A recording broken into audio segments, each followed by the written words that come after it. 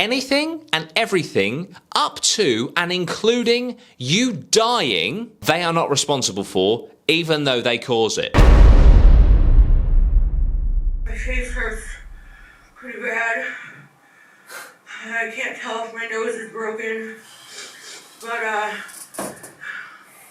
you can see my lips. It's actually hard to talk. As you can see, my lips are severely swollen. Oh my God. Little swollenness of the cheek. Is that a shit? New haircut. Looks like I got a little gas on my forehead. Instant regret. Hey guys, how's it going? Dudey here. So today we're going to be talking about McKamey Manor. Now this is a place obviously I'd heard of, right? I haven't paid it specific attention, even though for the last year and a half people have been asking me to cover it in a video. I just thought it was a haunted attraction, air quotes haunted attraction, where people go and they get roughed up a bit. And no one's ever made it to the end for the 20,000 prize, right? But it's never really interested me. Well, today I went to film a video and I realised that my battery was very low. And as Panasonic GH5 batteries are 65 quid each, I only have one of them. So whilst my battery was charging, I decided to look a little bit deeper into McKamey Manor. I don't know why, it just passed my mind and I thought, fuck it, let's take a look. And oh my goodness, this place is like a million times worse than I ever anticipated. I am quite literally disturbed by what I have witnessed. I was going to have a portion of this video to where I react to one of the McKamey Manor videos. I'm not going to do that because this video would definitely get age restricted. Now, if you want to go and do that off your own back, wait till the end of this video and go and check a few of them out. But I have to warn you, viewer discretion is massively advised because holy shit, I'm not fucking around here. Like, this is somehow legalized physical and mental torture, but not just sort of like, oh, you know, they'll pull their punches and all this sort of shit.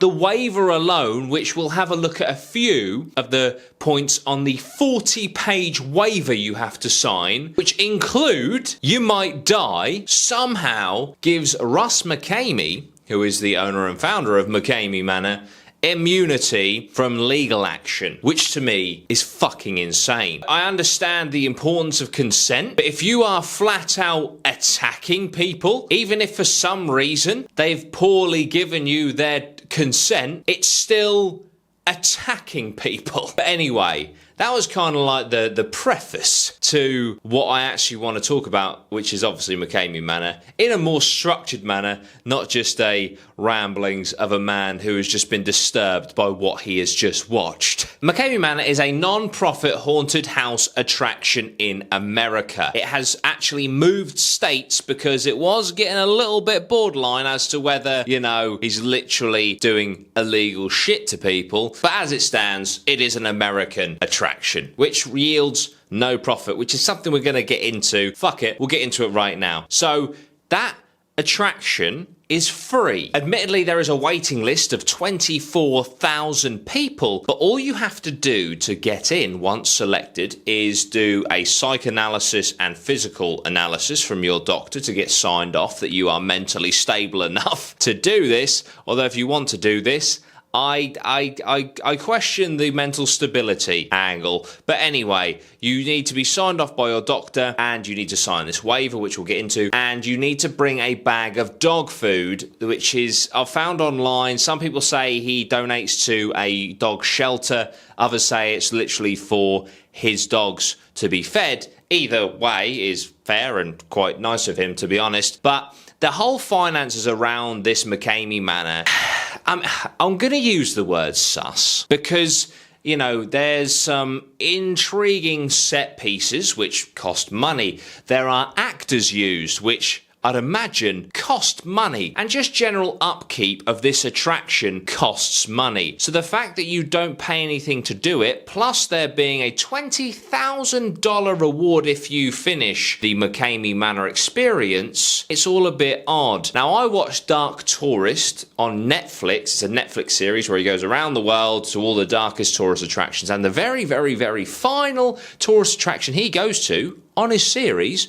is McKamey Manor. And he interviews Russ McKamey, and interestingly, McKamey says that he's essentially poor. He earns no money from it, obviously, as we know. And the only earnings that he actually makes, because he does this full time, is $800 a month from his Navy pension, of which he jokes that only covers food for 3 days, which obviously is ridiculous. $800, I'm sure you can stretch a lot further than 3 days on food, but therein lies the issue for me. How is he running this show with no financing? So, is he just doing it because he enjoys it? And he's somehow scraping by. Maybe he uses $50 of his $800 a month to get food, and he spends the rest on his show, although it is estimated that each show costs about $500 a pop when it comes to actors and stuff. So there are some conspiracies, as there always are. There's lots of theories on the internet, and there's a lot of dark theories around this guy. Now, this is all allegedly, possibly, maybe, okay? Nothing is for certain, but there are certain people that have theorized that maybe this guy is selling some of the darker footage from McKamey Manor experiences on the dark web to the highest bidder, to those people that like those mysterious red rooms online. Now, of course, there is no evidence for this other than potentially that is what is financing this whole shindig. Now, interestingly, one of the air quotes victims of McKamey Manor, someone who has gone against Russ McKamey and tried to sue him, has said that her experience was put online and the worst stuff that they did to her was not included in the online promotion, which is normally the entirety of their journey, which does ask questions. Surely, if you're promoting your extreme haunted experience where the whole thing is you're going to be tortured, surely you want to keep the darkest, grittiest, most torturous bits in there, no? So that is a bit weird that the worst bits are cut. Is it because of YouTube guidelines? Potentially, but all of McKamey Manor's videos, of which there hasn't been a new one in 4 years, which is quite strange, are all age restricted. So maybe the truly gritty stuff is too much even for the age restricted guidelines of YouTube. There is always that. But there is, as much as there is another side to a coin, the possibility that those darker moments are sold to dark people. So that's the financial side, which I just, is a bit questionable. Let's move on to the waiver. Now, the waiver is fascinating to me because I watched a video, which I'm going to refer to a lot in this video, of a young lady going through McKamey Manor. Now, on the Dark Tourist Netflix show, the presenter decides he's going to do the McKamey Manor experience, and they sit down for hours and they have to read through every single piece of the waiver, and then they sign it, and then off they go. Now, I believe that he was given a very tame version of the whole experience because it's on Netflix, and this could potentially, you don't want to overcook the broth here. You want to get it just right so people come in and then they experience the experience. But on this YouTube video, which was posted by McKamey on McKamey Manor, as they're signing the waiver, they're looking through this 40-page document, reading parts out, they are getting abused. They are getting beaten up.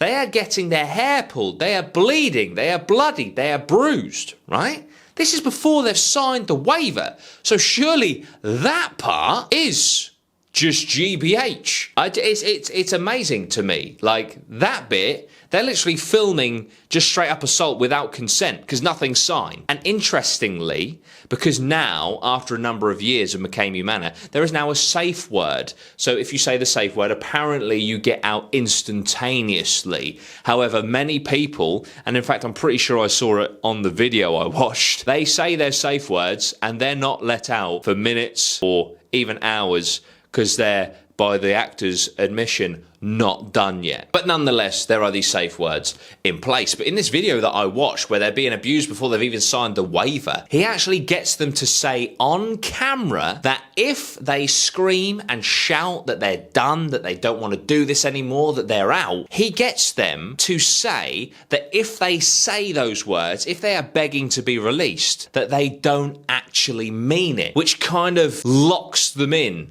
to the whole experience. And I'm talking, these people are getting beaten, they're getting chainsaws put up against their face, they're being spat on, they're being given weird foods and drinks that they don't know what they are, they're having their hair ripped, their hair cut, their eyebrows shaved off. It's just next level. Waterboarded, buried alive. It's just absolute madness. But this waiver is the thing that is keeping all this ticking over. Now, I want to just get up a couple of these waivers so that you can see the levels to this game. Okay, so we're just going to read through these really quickly, right? This is the actual non-disclosure agreement waiver thing, right? So, number 48, participants understand that they may incur injuries from falling props in the event that they become unstable during the tour. Number 49, participants fully understand and agrees that they may come in contact with carbon monoxide poisoning with regards to use of artificial fog.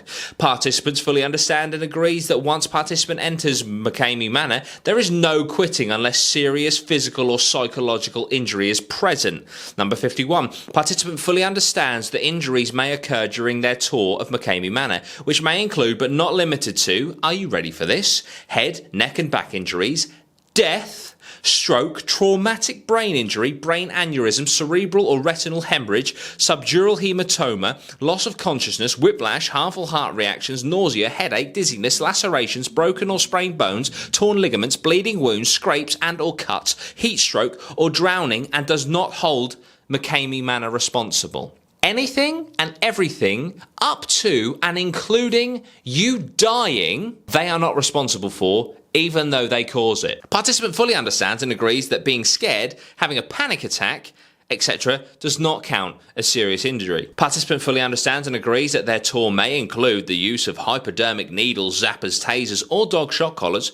Participant fully understands and agrees that they may be crushed in a pit by various objects. Participants fully understand and agrees that various fluids, such as food colouring, grease, theatrical blood, or other liquids may be placed in the participant's mouth. It is the participant's responsibility not to swallow these fluids. Participant fully understands and agrees that they may be fish hooked, which may inadvertently cause rippage to the mouth area. We'll do one more page, shall we? Because this stuff is fucked. Number 66. Participant fully understands and agrees a nail may pierce their hand. They could be crucified, in other words. Participant fully understands and agrees that their hand may be smashed with tools.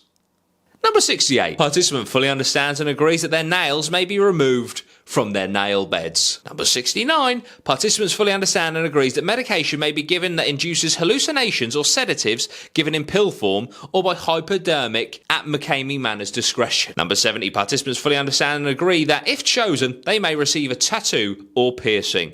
It is the responsibility to care for such tattoo in order not to get hepatitis or other infections. If you see how dirty, grimy and disgusting this process is, if you were given a piercing or if you were given a tattoo, good luck not getting that infected. Number 71. Participants fully understand and agrees that choking may occur and that gagging or vomiting may also occur.